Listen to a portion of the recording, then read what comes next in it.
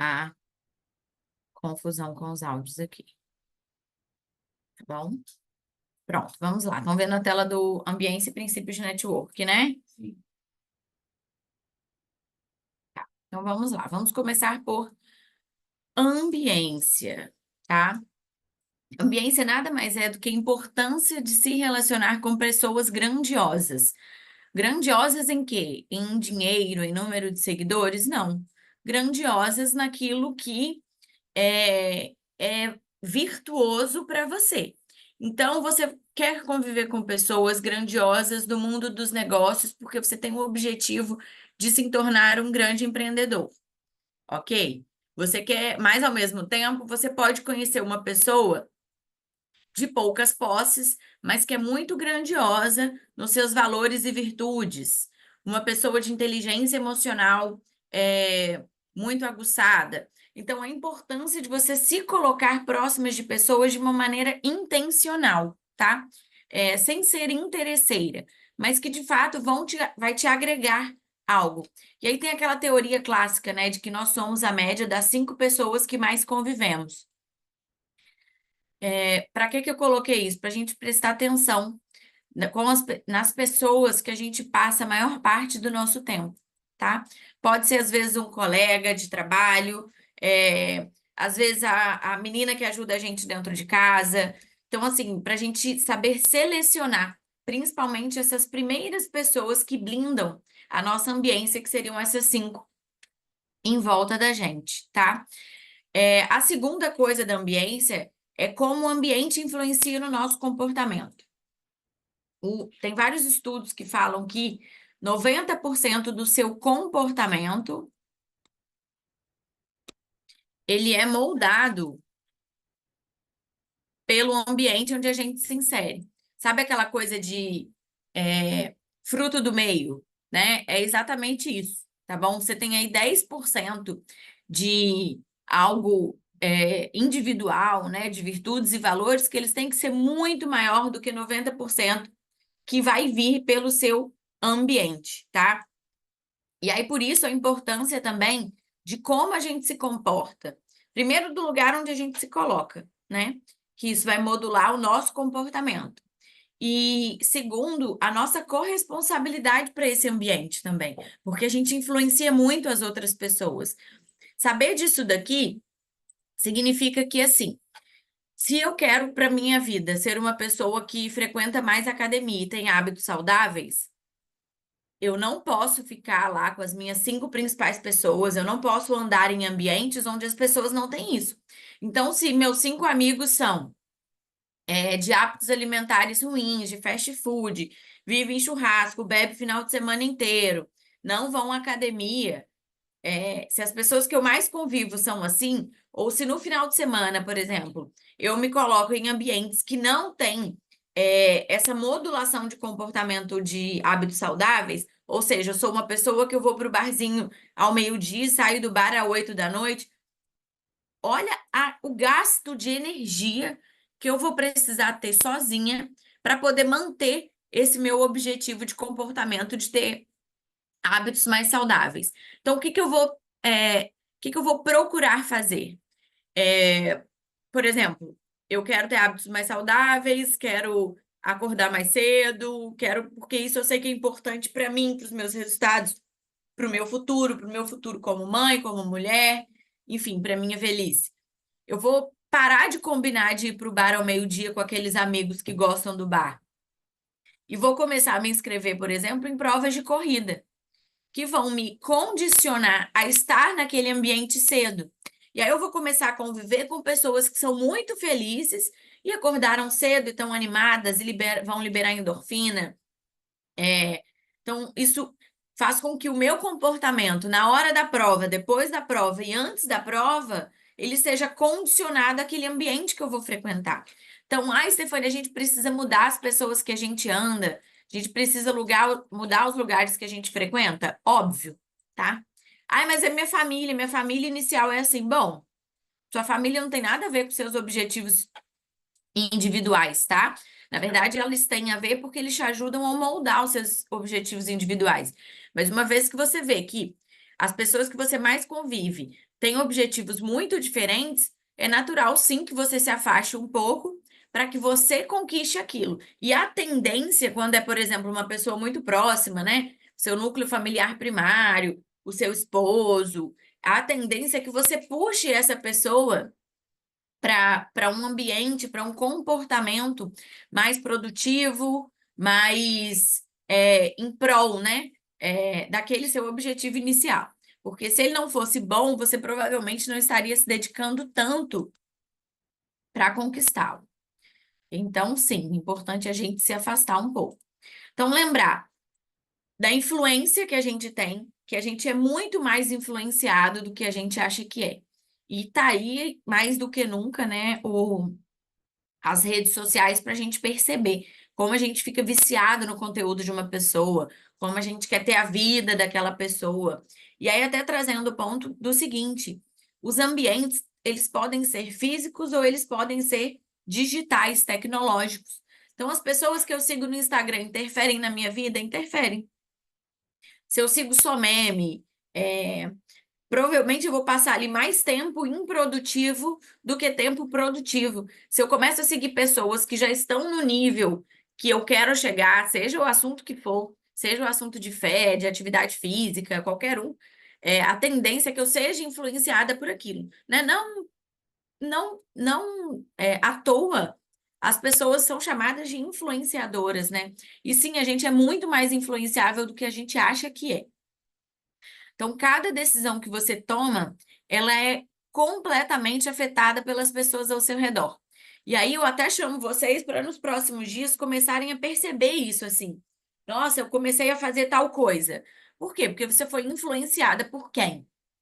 Quem no seu meio faz isso que você faz? Quem no seu meio provavelmente você admira, provavelmente você vislumbra alguma coisa naquela pessoa e você vai repetir. E a gente sempre tem que lembrar da importância e da vulnerabilidade na influência, tá? Porque a gente tende, a preferir pessoas na influência que são familiares. A gente tende a repetir e a nos apoiar nas pessoas do nosso ambiente. Então, assim, eu vivo num ambiente de pessoas com hábitos alimentares ruins, né? E aí, para mim, mesmo que eu saiba que aquilo não é o ideal para mim, eu penso assim: ah, mas é normal, tá todo mundo fazendo. Então você tem um aval de fazer também.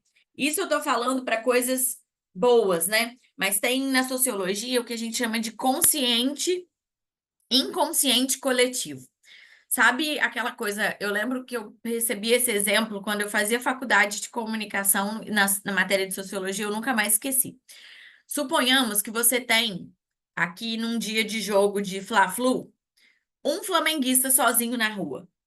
Ele não vai chegar num lugar onde tem outro Fluminense, ou com alguém com uma camisa do Fluminense, e vai sentar a porrada naquela pessoa, sozinho.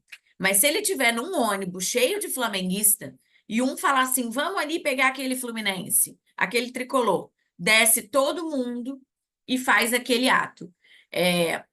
Por que que esse inconsciente coletivo existe? É exatamente falando da nossa vulnerabilidade, da nossa questão de pertencimento e de como a gente se apoia nas pessoas do nosso ambiente, tá? Então, assim, às vezes era um desejo que eu nem tinha, mas que está lá no meu inconsciente. Quando outra pessoa do meu consciente faz, eu acho que eu tenho o poder, a permissão de fazer também, tá? Então, a gente se sente mais confiante quando a gente faz o que a maioria das pessoas ao nosso redor faz. E esse estudo sobre a linha de cartolina é legal, tá? Isso a gente está falando sobre uma mentalidade de rebanho, que é um pouco isso do inconsciente coletivo também, tá bom? Sabe aquela coisa assim, nossa, as pessoas nem falavam sobre determinado assunto e agora tá todo mundo falando sobre a mesma coisa? Por exemplo, o que o Pablo Marçal está fazendo nas eleições em São Paulo, né? Ele está criando ele está subindo nas pesquisas por uma mentalidade de rebanho. Tem um estudo, que é esse que eu vou falar, é um estudo psicanalítico, né? Que ele fala o seguinte: ele colocou várias vezes, reuniu um grupo de 6 pessoas, de 7 pessoas. sendo que 6 pessoas eram combinadas com o estudo e a 7ª pessoa não era combinada com o estudo. E aí eles faziam várias linhas numa cartolina, tá? Em vários tamanhos diferentes, tá bom? Eu não tenho aqui as linhas agora. E aí, suponhamos que elas estejam aqui. Tem várias linhas em tamanhos diferentes. E aí eles perguntavam para todas as pessoas, qual é a linha, qual é a maior linha? E os 6 combinados erravam para não falar que a maior linha era a maior. Por exemplo, a maior linha era a terceira, ele falava a quarta. Aí o segundo, a quarta. E aquela 7ª pessoa, que era o objeto de estudo, ela ficava olhando e pensando, nossa, eles estão errados, não é possível que eu estou doido. Será que eu estou vendo errado? E quando chegava na hora dela falar qual era a maior linha, ele falava que a maior linha era a linha errada, a que as outras 6 pessoas falaram antes. Por quê? A mentalidade de rebanho. Você começa até a duvidar daquilo que você acha lógico, porque todo mundo ao seu redor está indo ao contrário. Quem nunca passou por essa sensação assim? Nossa, gente, será que eu estou vendo errado? E, gente, não precisa ser um rebanho muito grande, tá? Muitas vezes a pessoa que a gente convive no trabalho, uma amiga, ou até mesmo no nosso parceiro de relacionamento, às vezes ele fala uma coisa que a gente é tão influenciável para essa pessoa, por essa pessoa, que às vezes ele fala uma coisa e a gente fala assim: será que eu que estou ficando doida? Será que eu não percebi que eu fiz isso? Então, assim, para a gente ver a importância do ambiente das pessoas que a gente se conecta, tá? Eu imagino que essa experiência aí todo mundo já tenha passado. Pensar assim, nossa, será que eu que estou ficando doida e ele que está certo? Ou seja, a nossa lógica individual, ela fica abaixo da nossa mentalidade de rebanho. Ela fica abaixo da nossa vulnerabilidade na influência do coletivo, tá? Do ambiente. Por isso, hoje em dia, o ambiente é tão importante, tão falado, porque ele, de fato, ele molda muito o nosso comportamento, quem a gente é, inclusive aquilo que a gente acredita, tá? E dentro do ambiente, a gente tem uma coisa que é o efeito snob, que é a diferenciação dos demais. É assim, não tão igual que eu não me destaque e não tão diferente que eu mude de grupo. Por exemplo, na moda, a gente começa a ver que as pessoas, suponhamos, tá? Começam a usar calça pantalona, tá bom? Então, não, começam a usar cintos. Então, a moda agora é que a gente use cintinhos fininhos na roupa. A gente sempre vai, para a gente entrar, se pertencer àquele grupo, a gente vai começar a usar os cintos finos na roupa. E aí, daqui a pouco, vai chegar alguém que vai começar a usar no lugar do cinto fino um cinto mais largo, mas não tão largo a ponto dele mudar de grupo, de passar, por exemplo, para o grupo de pessoas mais alternativas. Ou, por exemplo, isso com as calças pantalonas, tá? A gente vai estar usando, a gente usa hoje em dia, voltou a calça pantalona. Mas não pantalona ao ponto da gente parecer um Woodstock. Então, o efeito snob, ele fala exatamente sobre isso. Ele te dá um sentimento de exclusividade no grupo que você pertence. Mas você não quer ser tão exclusivo a ponto de se destacar do grupo, tá? Então, a gente quer ser melhor, mais inteligente, mais sofisticado no grupo que a gente pertence, mas não ao ponto de ser completamente diferente daquele grupo. Então, a gente vai ser mais inteligente, mas não ao ponto de não conseguir conversar com o ambiente que a gente quer frequentar, tá? A gente vai ser mais sofisticada, mas não ao ponto de não poder, não ter mais o mesmo assunto que aquelas pessoas, tá bom? E daí esse sentimento de exclusividade, a gente tem sempre que lembrar de valores mutáveis de acordo com as classes sociais. Então, assim, à medida que eu fui chegando nos grupos que eu queria socialmente, os meus valores mudaram também. Por quê? Porque eu quero me sentir pertencente àquele grupo. Então, classes de poder social menor valorizam muito mais aquilo que é familiar e aquilo que é cooperação. Elas são mais valorizadas do que aquilo que é exclusivo. Por exemplo, num ambiente de poder social menor, as pessoas tendem a se reunirem mais para comer, para se ajudarem em tarefas do dia a dia. Enquanto nos níveis mais altos, as pessoas elas querem algo menor. Por exemplo, vamos falar aqui de festa de casamento, tá?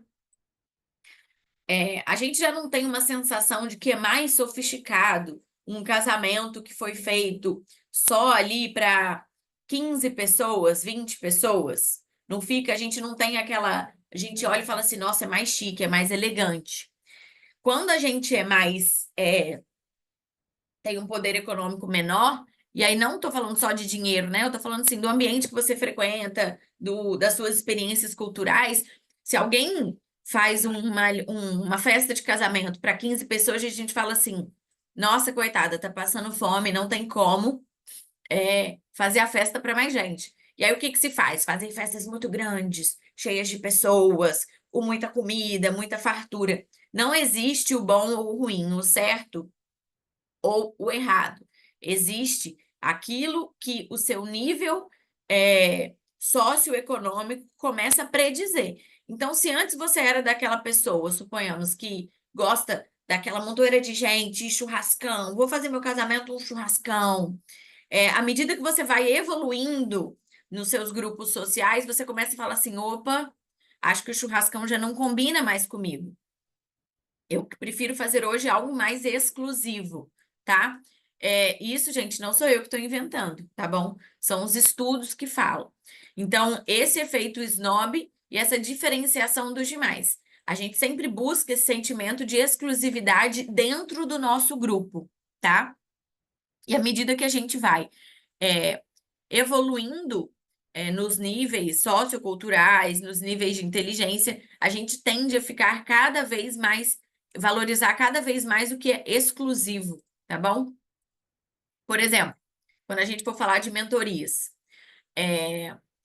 a gente começa no início das mentorias entrando em mentorias que são grupos. Aí, à medida que você vai escalando no mundo digital, à medida que você vai ganhando dinheiro, as suas necessidades vão ficando mais individuais, mais exclusivas. Então, você também quer um atendimento exclusivo. O que que é o top, por exemplo, do mundo de mentorias? É você começar a não participar de mentorias em grupo. Você começar a participar de mentorias individuais, onde você paga muito mais caro para poder estar com aquela pessoa que um grupo grande admira. Então, essa essa coisa da exclusividade, que ela não é só pelo sentimento de exclusividade ou por um sentimento snob, mas também por uma necessidade que se faz. Às vezes a sua necessidade ela está num nível maior do que de um grupo.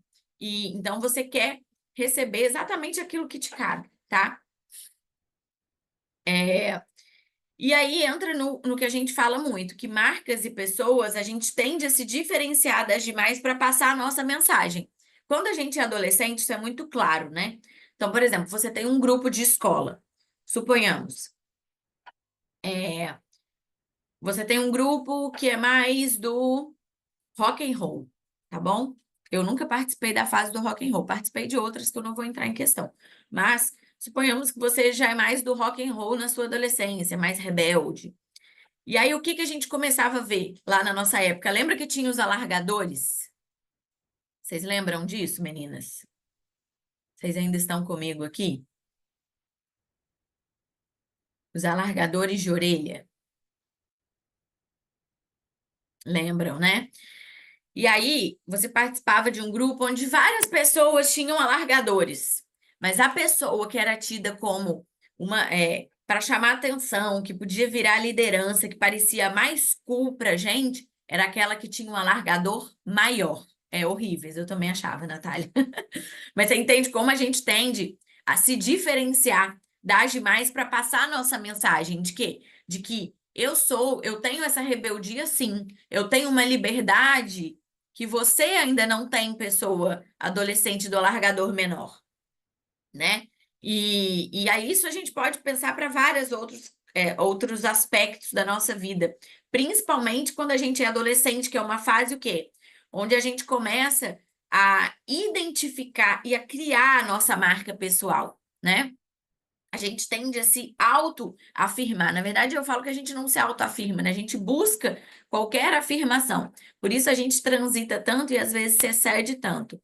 Mas a importância de que se a gente quer trazer uma marca pessoal para o nosso negócio, seja no nosso consultório, seja no nosso atendimento, nosso diferencial de atendimento, nosso diferencial na hora de fazer um exame, nosso diferencial na hora, a Nath, por exemplo, de produzir as peças de cerâmicas, como a gente tende a se diferenciar de algo. Então, muitas vezes você vai tentar fazer uma peça que a imagem, a mensagem principal da peça já acontece em outros ateliês, mas você quer dar um toque de Natália.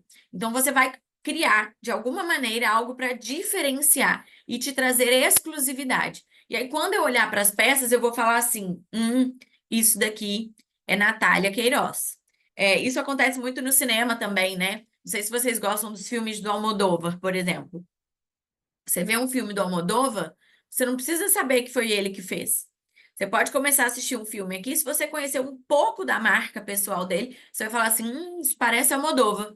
Na hora que você vai olhar, é Almodóvar. Ele traz as cores, ele tem muito vermelho nas cores, geralmente, né, nas imagens, geralmente são histórias que têm um quê de bizarrice, mas ainda no mundo real. Então a gente começa a identificar o valor de marca pessoal por algo que diferencia, que te dá exclusividade dentro do grupo pertencente, tá? Ele não chega a fazer um filme tão bizarro de assunto que vá para outro nível, que não seja lá o nível cult, tá? Ele continua no nível cult, mas ele ainda se diferencia, tá bom?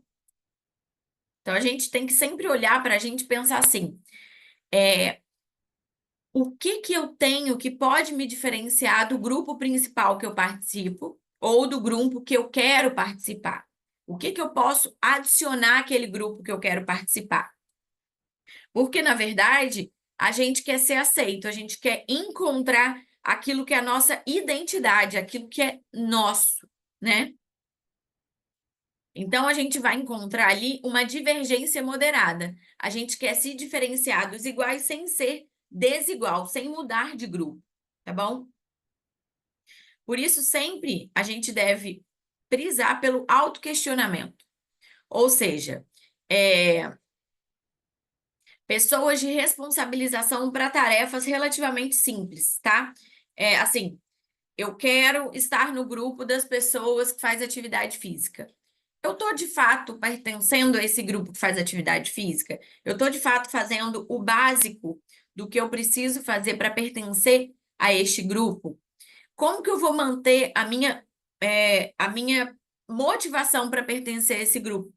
Então, eu posso colocar pessoas de responsabilização. Eu posso me aproximar, por exemplo, de uma amiga que participou de provas de corrida. Eu posso combinar de ir com ela nessas provas de corrida. Porque aí eu não vou estar fazendo, porque assim, muitas vezes a gente quer mudar um pouco o ambiente, quer mudar algum tipo de comportamento, mas aquilo não é natural nosso, não é nato daquele nosso momento. Então, a gente precisa encontrar maneiras de se motivar e de fato, participar daquele ambiente, né? Já que não é algo natural, até que fique. Então, eu participo de grupos, eu coloco pessoas de responsabilização para que eu comece a entrar num grupo que ainda não é naturalmente meu, tá bom? Então, por exemplo, eu não sou aquela pessoa que acorda todo dia de manhã querendo ir correr, mas eu queria ser. Concordam comigo que é muito mais fácil se eu combinar de correr com uma amiga, e se depois, ou se em contraparte, combinar de participar de provas com uma amiga, pessoa de responsabilização. E se eu entrar em grupos de corrida semanal? Porque aí eu vou, mesmo que eu não queira. Por quê? Porque eu combinei, eu tenho um compromisso com outras pessoas, né? E tarefas de maior dificuldade intelectual. Presença de outras pessoas podem prejudicar. Ou seja, muitas vezes, quando eu quero estudar um assunto que é muito mais difícil, eu não participo de grandes grupos sobre aquele assunto. porque é maior a minha chance de me desvirtuar, de começar a prestar atenção em outra coisa, de prestar atenção no que a outra pessoa está falando. Eu começo a tentar participar de grupos menores. Por quê? Porque a minha comparação vai ser menor e as minhas demandas externas para atender a esse grupo todo vai ser menor. Por que que eu estou falando isso? Porque é importante a gente saber os ambientes certos que vão trazer para a gente os resultados que a gente quer, tá bom? Então, se o meu assunto é correr, provavelmente participar de grupos de corrida, participar de uma prova, ter uma pessoa de alta responsabilização vai funcionar muito bem. Agora, se o meu assunto, por exemplo, é virar, é, é ser muito boa em estratégia de negócio, em estratégia de metodologia, por exemplo, para mentorias, vale mais a pena eu participar de grupos pequenos, eu ter acesso a uma pessoa que pode me ajudar a olhar para o meu negócio individualmente, entendeu? Então, a importância de saber diferenciar os tipos de grupos que a gente vai entrar, os tipos de ambientes que a gente vai frequentar, tá bom? Então, como que o ambiente influencia de verdade no nosso comportamento, né? Ações são reflexos neurosensoriais do ambiente já previamente reforçados. Basicamente, o que a gente fala de neurônios espelhos. Se todo mundo lá na sala de laudo ou lá na clínica da Camila levanta para tomar café, tipo, uma pessoa levanta. Naturalmente, daqui 2 minutos, outra pessoa levanta, 3 pessoas levantam, e a gente tem um período onde está todo mundo ali na cozinha, todo mundo ali na cafeteira expressa, rapidinho, conversando, trocando ideia. Ou seja, a gente naturalmente tem um reflexo de repetir o que as pessoas do nosso ambiente fazem, tá? Então a gente tem que olhar para um ambiente e pensar assim, daquele ambiente, o que que eu tenho hábitos angulares dele? A gente já conversou sobre hábitos angulares, não já? Vocês lembram que são hábitos angulares? Que são pequenos hábitos que você vai colocar no seu dia a dia e que vão mudar o desfecho do seu dia ou o desfecho daquela determinada ação. Isso pode acontecer tanto no mundo palpável, né, no ambiente físico que a gente está, ou no ambiente mental que a gente está. Então, um exemplo de hábitos angulares para ambientes físicos, tá? Suponhamos, eu sou uma pessoa que eu gosto muito de consumir livros, de ler mesmo. E eu posso comprar todos os livros é, no online, no e-book. Só que eu não leio e eu não aprendo com a mesma facilidade do que quando eu tenho um livro físico. Então, o que que eu crio para mim de hábitos angulares? Eu compro os livros e os livros que eu comprei eu coloco à vista na minha cabeceira de cama. Porque, naturalmente, um dia que eu deitar, fica mais fácil eu pegar um livro daquele, começar a ler, começar a me encantar pelo assunto, do que esse livro ficar numa estante, numa gaveta, num lugar onde eu mal frequento. Eu nem vou lembrar que aquele livro está ali, para que eu veja aquele livro. Então, ambiente para hábitos angulares. Eu moldei o meu ambiente para que eu tenha hábitos angulares. Se eu não tiver sempre livro na minha cabeceira, diminui muito a chance, de eu ler antes de dormir. Se eu tiver sempre uma Coca-Cola gelada, assim que eu abrir a geladeira, aumenta muito a minha chance de consumir aquela Coca-Cola. Se eu não tiver doces em casa, diminui muito a chance de eu não comer doces. E aí passar a ser uma pessoa que não me importo tanto para doces assim. Então, esses são um ambiente físico pensado para a gente ter hábitos angulares, tá? E são detalhes que a gente pode ajustar no nosso dia a dia, tá bom?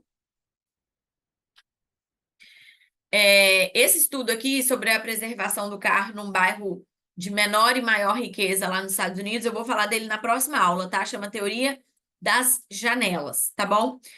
Então, aqui a gente fecha esse primeiro momento onde a gente fala da importância do ambiente. Então, assim, gente, quando a gente for arrumar a nossa casa, pense no tipo de ambiente que a gente está criando para gente. Isso está alinhado com o que eu quero? Quando eu for arrumar o meu quarto, ou quando eu for deixar para depois para arrumar minha cama, depois para arrumar o meu armário, depois para arrumar sei lá, o meu material de um curso que já acabou, lembra sempre da importância do ambiente que você tá e como isso facilita e condiciona os nossos comportamentos, tá? Eu brinco que, assim, se você é uma pessoa que acorda e não arruma ali a sua casa no básico onde você funciona, provavelmente a sua vida emocional, financeira, social, também está desajustada, também é bagunçada. Porque é natural que a gente se organize mais mentalmente num ambiente que está organizado fisicamente. E as coisas se complementam, tá bom? E outra coisa a respeito da ambiência, do ambiente. Quando você receber um convite para ir para algum lugar, gente, o nosso tempo é a coisa mais preciosa que a gente tem. E quantas vezes a gente fala assim: nossa, o meu tempo não dá para fazer tudo que eu quero. Eu queria ter mais horas no meu dia. Se eu tivesse mais tempo, eu teria já chegado em tal resultado. Ou meu relacionamento seria assim, meu relacionamento com meu filho seria assim. O tempo é um ativo mais importante que a gente tem no mundo. E ele não volta. Você pode querer comprar tempo. Ah, vou comprar tempo. Não tem como comprar. Então, quando você receber um convite para ir num lugar, para participar de algum grupo, para ir numa festa, para ir num churrasco, para ir num jantar, se questione e fala assim: isso está alinhado com o propósito que eu quero viver? O tempo que eu vou ficar lá condiz com o que eu quero ter? Ah, mas a gente vai se tornar uma pessoa mecânica. Não é, gente. O grande lance é a gente tirar a energia de algo que é mecânico que a gente faça para chegar onde a gente quer e conseguir ter essa energia de uma maneira natural, cuidando do ambiente, das pessoas que a gente convive, do ambiente mental, intelectual e físico que a gente frequenta, a gente já tira muito da nossa energia para isso. Já passa a ser uma coisa muito mais natural do que mecânico. Então, tem lugares, por exemplo, que hoje eu não frequento mais. Ah, você era feliz frequentando aqueles lugares? Sim, mas enquanto eu frequentava aqueles lugares, eu não tinha resultados e nem acesso às pessoas que eu quero ter hoje para ter a vida que eu quero. Eu não estou falando de resultado de números, não estou falando de resultado de número de dinheiro, eu estou falando qual é a vida que eu quero ter.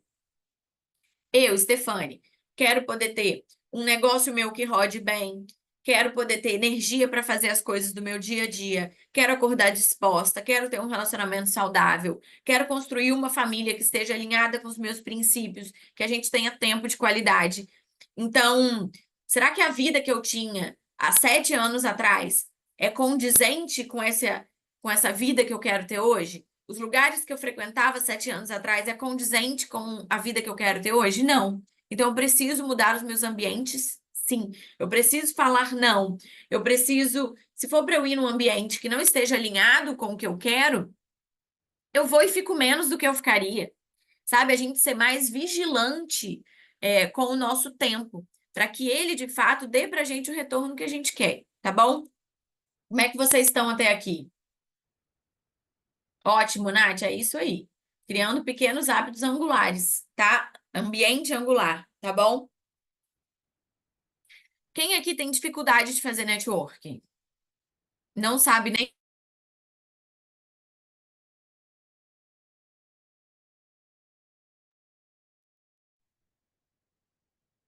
Quem aqui não sabe por onde começar a fazer networking?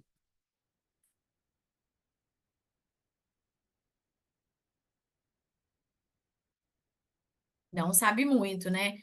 Porque às vezes a gente quer chegar nesses ambientes, né? A gente quer ter acesso a essas pessoas que, que a gente vislumbra. Falar, ah, Stefania, até agora eu concordo com tudo que você falou, só que eu não sei como fazer isso. Então, agora a gente vai ver um pouquinho, porque até para network, viu? A Nath falou que o jantar foi ótimo, estou pronta para o próximo. Teremos o fechamento aqui, vai ser para mais network, tá? Primeiro que assim, os princípios de network. Network nada mais é, a palavra, né, network, uma rede de relações equilibradas. Coloquem essa palavra aqui no dia de vocês. Esse contato que eu fiz com essa pessoa é uma relação equilibrada? O relacionamento que eu tenho com meu esposo é uma relação equilibrada? Se ela não é equilibrada, ou você não vai conseguir o que você quer com aquela relação, ou você vai se sentir sugada naquela relação. E essas relações com maior ou menor tempo, elas vão vão se desfazer, né? Então, o network, você precisa agregar e receber valor. Agregar e receber cuidado num relacionamento. Agregar e receber é, é, apoio numa amizade, por exemplo. Então, toda relação equilibrada, ela precisa dar e receber. Quando você vai pensar em alguém que você quer fazer um network, porque aquela pessoa pode ser importante para você, para o que você deseja, para como você quer se tornar, você quer se aproximar dela. Você sempre tem que pensar isso daqui. O que que eu tenho para oferecer para aquela pessoa? Ah, eu vou lá e vou me apresentar para uma palestrante que eu admiro muito e vou falar: "Nossa, eu amo o seu trabalho". Você acha que essa pessoa ela vai prestar atenção em você? Você acha que ela vai se importar com você? Não. Por quê? Porque ela é do mal? Não, gente, porque isso é natural nas relações, tá? A gente tem que dar e receber, tá bom? Deixa eu fechar aqui. Então, o que que a gente tem a oferecer? Nunca, gente, peça nada para alguém antes de dar algo. A gente sempre tem que dar primeiro para depois receber. Isso é uma questão de um fluxo de energia. Ninguém fica ali num relacionamento e assim, nossa, eu queria carinho, mas é uma pessoa seca. Não. Ah, eu queria que meu pai me tratasse melhor. Trate melhor o seu pai. Eu queria que o fulano fosse mais cuidadoso comigo no dia a dia. Seja mais cuidadoso com ele no dia a dia. Isso vai fazer com que ele perceba, olha, tá vindo essa energia de tal lugar. Então eu vou devolver. Ah, mas ele tinha que prestar atenção, meu amor, se o interesse é seu, você que vai começar. Sempre pensa assim.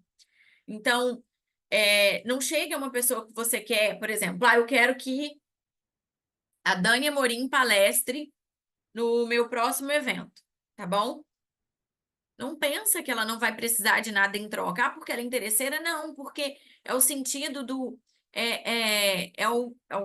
A sensação de gratidão, a sensação de devolver. Então, se eu presto algum serviço a Dani, que esteja dentro do que eu posso oferecer, naturalmente ela vai se sentir responsável a me devolver isso. Gente, isso é muito comum em vendas, né?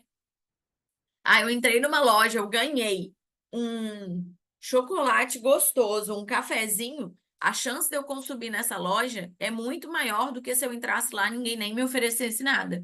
Ah, mas é discrepante o que eu vou deixar de dinheiro nessa loja de joia ou o que eu recebi na taça de champanhe e no cuidado e na atenção. Não tem problema, o seu cérebro não tá aí muito para dois pesos, duas medidas. O que ele tá aí, assim, é para o sistema de recompensa. Nossa, eu fui gratificado, eu fui bem cuidado, então eu farei o mesmo, tá bom? Então, sempre dar para receber. Tenha clareza sobre o que você tem para oferecer. Stefania, eu acho que eu não posso oferecer nada. Todo mundo pode oferecer alguma coisa. Você sempre tem algo para dar para o outro que ele precisa. Só que para isso você precisa se conhecer o suficiente. Qual conhecimento que eu tenho, por exemplo, numa área específica? Essa área, essa experiência interessa essa pessoa que eu quero me aproximar? Ou eu posso fazer isso a partir de um produto? Tem algo que eu posso oferecer para aquele ambiente, para aquela pessoa que ela vai gostar? Eu posso trazer para ela alguma facilidade, algum network, alguma comunicação? Ou eu posso oferecer para ela algum tipo de bem material?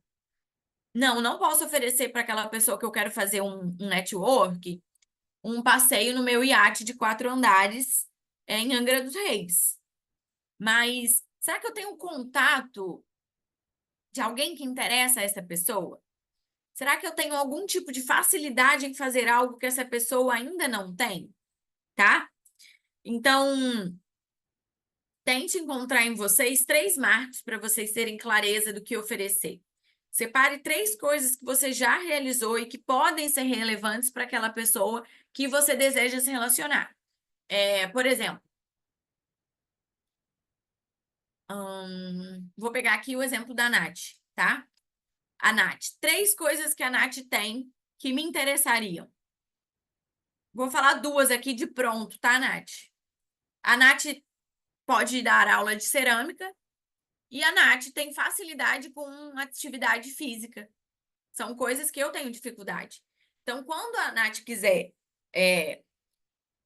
suponhamos, a Stefânia é uma pessoa que eu quero me aproximar, eu quero ficar mais amiga dela, eu quero participar das coisas que ela faz, eu quero porque ela tem coisas que eu ainda não tenho. Então, deixa eu ver o que ela pode querer que eu já tenho a oferecer. Como que a gente faz isso?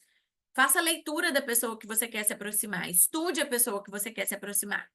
Converse com a pessoa que você quer se aproximar. Deixa ela falar sobre os desejos dela, sobre as dificuldades dela. E aí você vai falar, putz, o que que eu posso para essa pessoa aqui que eu quero me aproximar? O que que eu tenho a oferecer? Tente encontrar três coisas, tá? Então, defina pessoas pontuais para o seu network, o que que ela te atenderia. Como assim? Ah, eu quero melhorar a minha atividade física, tá? Eu quero virar uma corredora. Quero correr 21 km de verdade. Quais são as pessoas que eu vou me aproximar? Específicas. Ah, tem uma influencer que eu sigo que ela também é médica e que ela é uma mega corredora. Será que se eu conseguir me aproximar dela hoje, o que que eu vou falar com ela? Ah, hoje nada. Mas se eu começar a estudar o que podem ser gatilhos que ela tem interesse, eu possa começar a oferecer isso para ela, quem sabe ela não fala assim: nossa, deixa eu me aproximar da Stefane, porque ela já viveu isso que eu vivi, isso, e isso me interessa. E aí a gente começa a ter uma relação de troca. Lembra que eu falei que lá no início, primeiro você dá, depois você recebe? Que é uma relação de troca, de equilíbrio. Então, a gente tem que olhar para onde as pessoas que a gente quer se conectar e ver o que que você tem que atender essa pessoa, tá bom? Gente, tirem da cabeça que alguém vai fazer algo porque alguém é do bem, porque alguém faz caridade, porque a gente até pode fazer isso, assim, mas é muito pontual.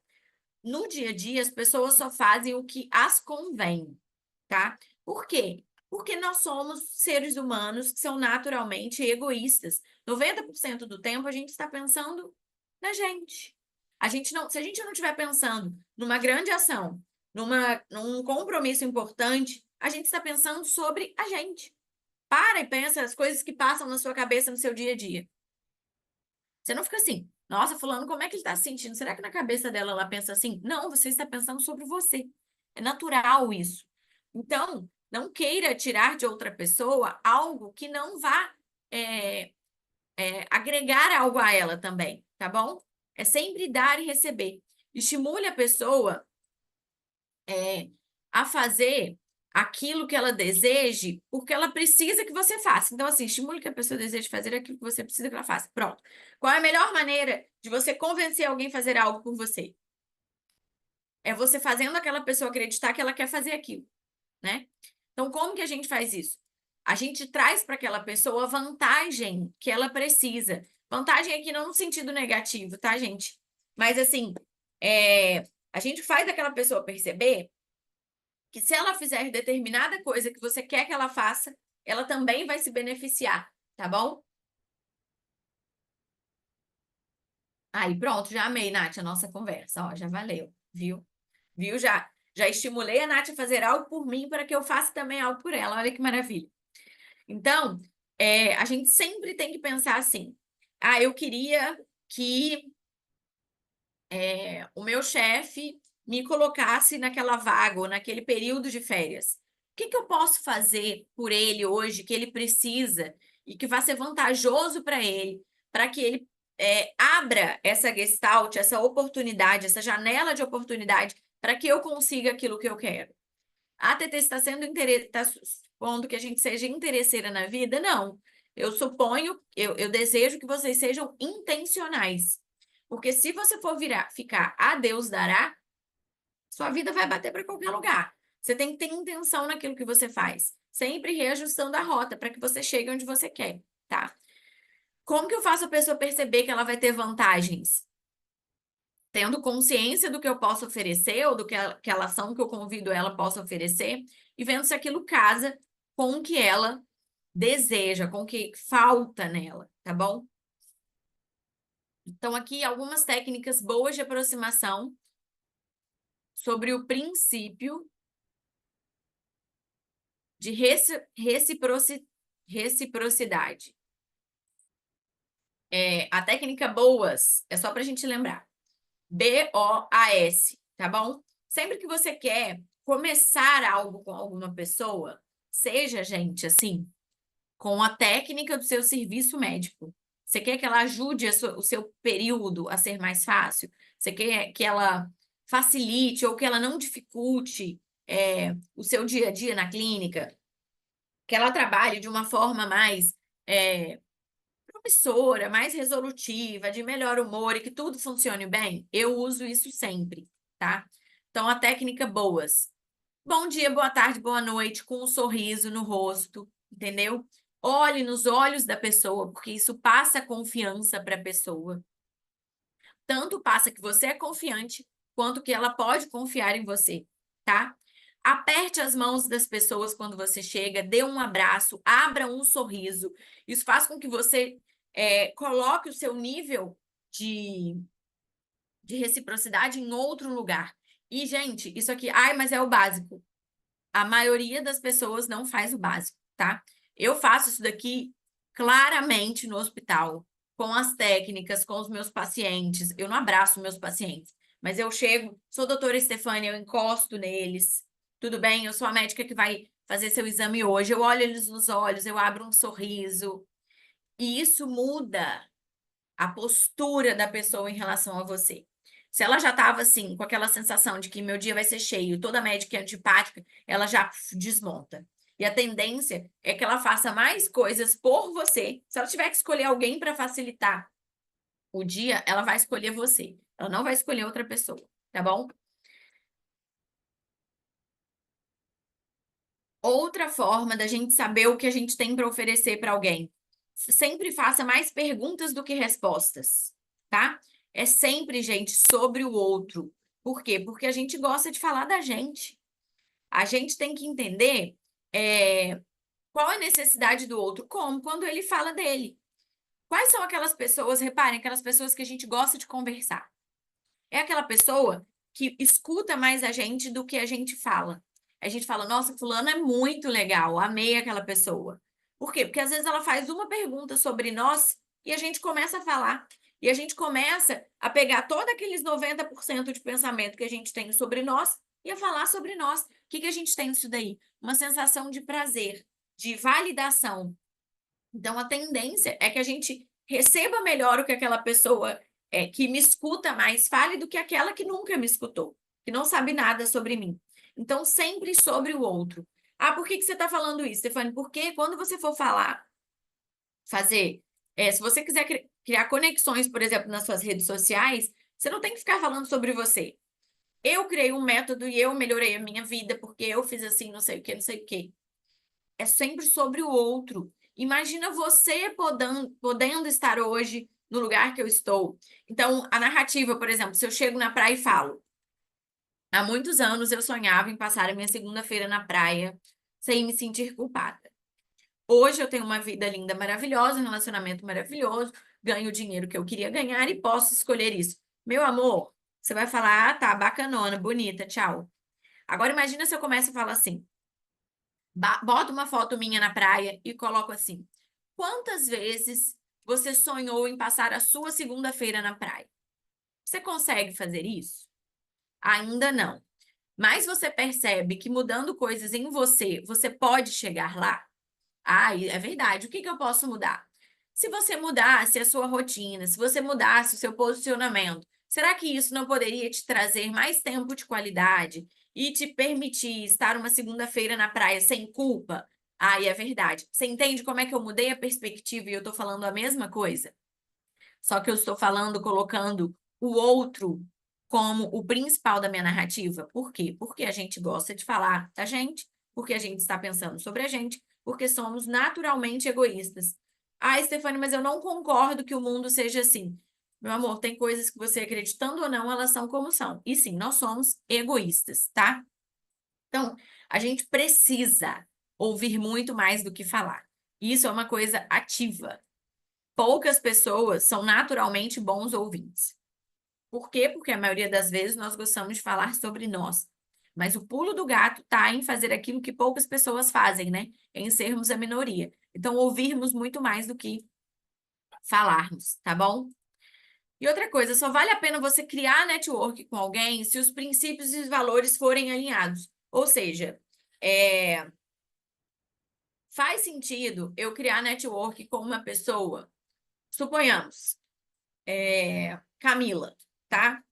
Faz sentido você criar network com uma pessoa que você admira muito, que já faça vários atendimentos domiciliares, que pode te dar te encurtar vários caminhos, porque às vezes num café com ela te dá vários insights que você não tinha em um ano sozinha. Vale a pena se essa pessoa for aquela que faz consulta sem nenhuma responsabilidade científica, entope os pacientes dela de medicação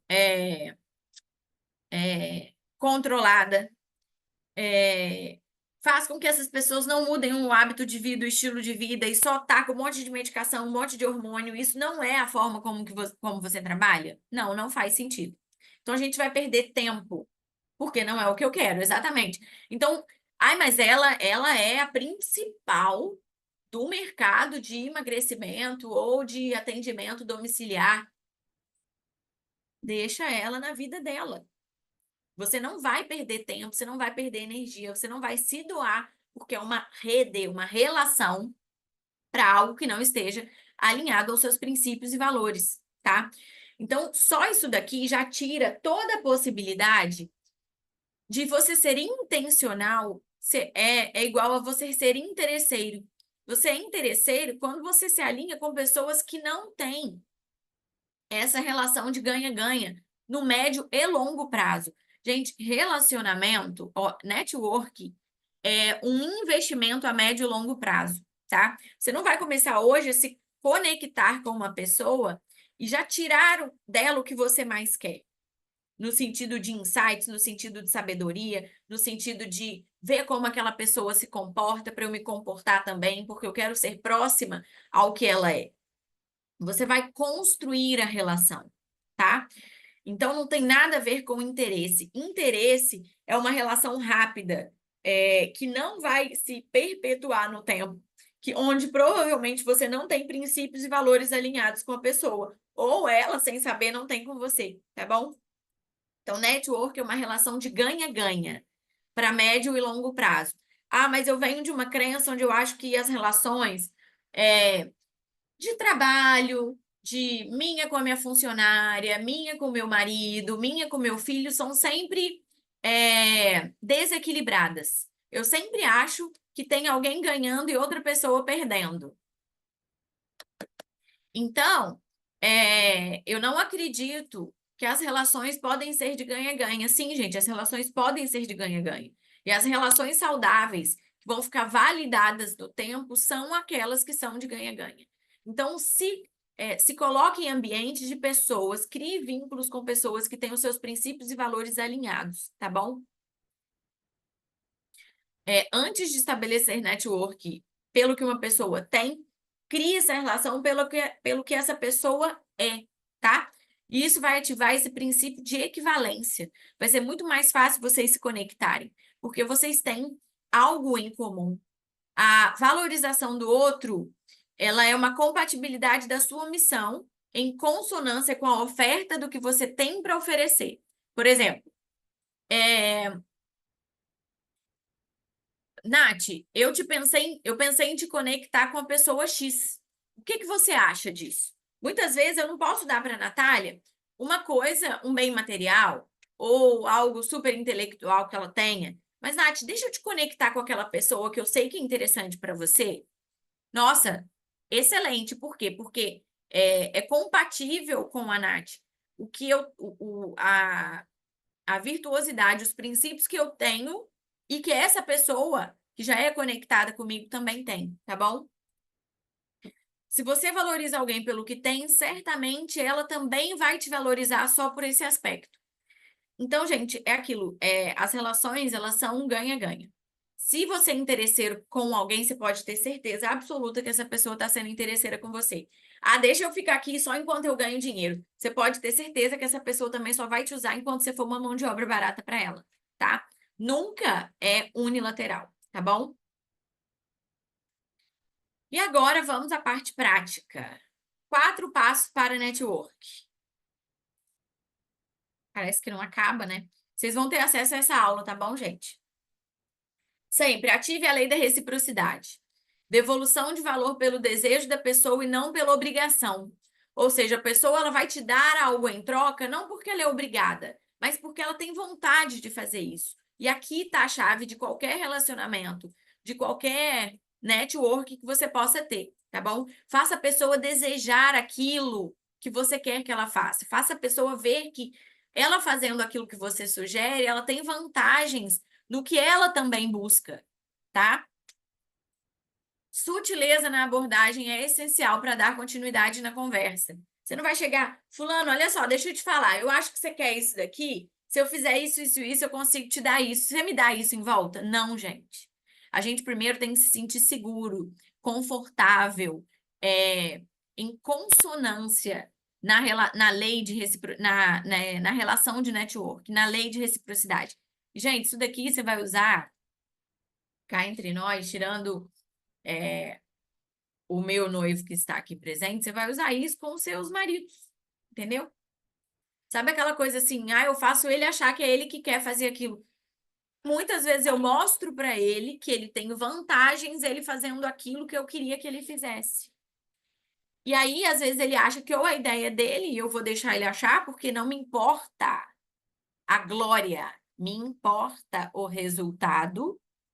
Ou ele vai ver que isso que eu peço para ele fazer é bom para ele, para mim, para nós. E aí ele começa a aderir também. Então não fica uma coisa impositiva, unilateral, maniqueísta. Fica uma coisa natural, tá? Outro ponto. Então, primeiro, ativar a lei da reciprocidade sempre. Segunda coisa, se aproximar de pessoas que te inspirem verdadeiramente.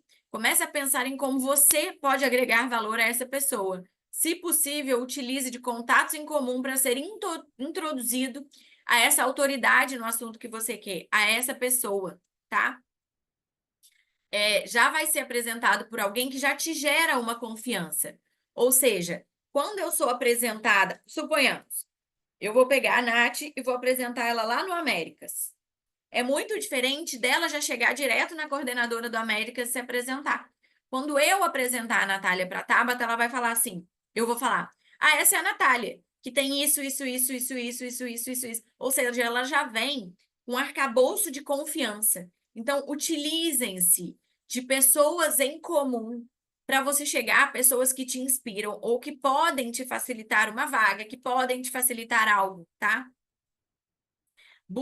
Terceiro ponto, busque aumentar a sua autoridade primeiro no seu nicho, depois em nichos consoantes.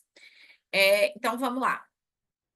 Eu, primeiro, aumentei a minha autoridade como ultrassonografista, para depois aumentar a minha autoridade como ultrassonografista pediátrica e depois dermatológica. Então, primeiro, eu era uma boa ultrassonografista. As pessoas olhavam para mim lá no meu novo ambiente de trabalho e viam que eu trabalhava bem, comigo não tinha problema, que eu era cortês com o paciente, que os meus laudos eram bons, que eu discutia as minhas dúvidas, eu apresentava, mostrava, quando eu discutia, eu mostrava os meus exames, eles viam que os meus exames eram bem feitos. E aí, depois, quando eu falo, olha, eu vou me dedicar apenas ao pediátrico e ao dermatológico, as pessoas já me veem como um ponto de confiança naquele assunto de ultrassom. Então, no meu nicho principal, eu criei autoridade. Depois, eu vou criar autoridade nos meus nichos consoantes, tá bom? Pessoas já bem posicionadas ou já ricas buscam muito mais o impacto do que o dinheiro.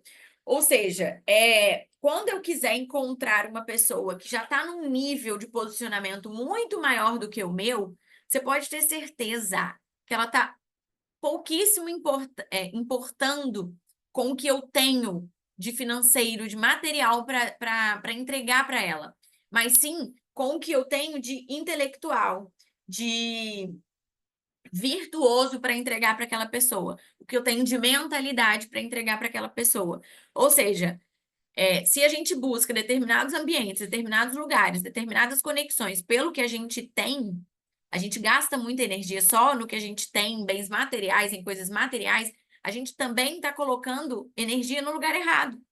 Muitas vezes você vai ter um mundo de oportunidades se abrindo para você Não pelo carro que você tem, mas pela cabeça que você tem, pela mentalidade que você tem, tá? Então, as pessoas que estão nos níveis acima de nós, elas não só se aproximam da gente pelo dinheiro ou pelos bens materiais que a gente tem, mas sim pelo que a gente pode entregar para elas de intelectual, de virtude. Então, foquem também em trabalhar isso em vocês, tá? Isso também vai te abrir muitas oportunidades, vai te abrir muito mais oportunidade. Ter uma mentalidade de crescimento, por exemplo, de, enfim, de algum conhecimento específico, do que você ter uma casa em Angra dos Reis de 4 andares, tá? Quem vai estar interessado em ir para sua casa em Angra dos Reis de 4 andares é aquela pessoa que nem pode ter a casa e nem tem a mentalidade que você tem, tá bom? Relacionamentos. Quarto passo para o network, tá? Pessoas se vinculam ao propósito. Então, lembra aquilo que está lá no nosso início, que eu sempre falei para vocês, lá no autoconhecimento, comece pelo seu porquê. Quando for se aproximar de uma pessoa, pense qual é o porquê dela e qual é o seu porquê. O que motiva que você faça as coisas, tá? Provavelmente isso já vai ser um ponto de consonância para vocês se vincularem. Invista energia em relacionamentos de médio a longo prazo, tá bom? E entenda que o relacionamento, ele é fluido. Ele nunca pode ser forçado.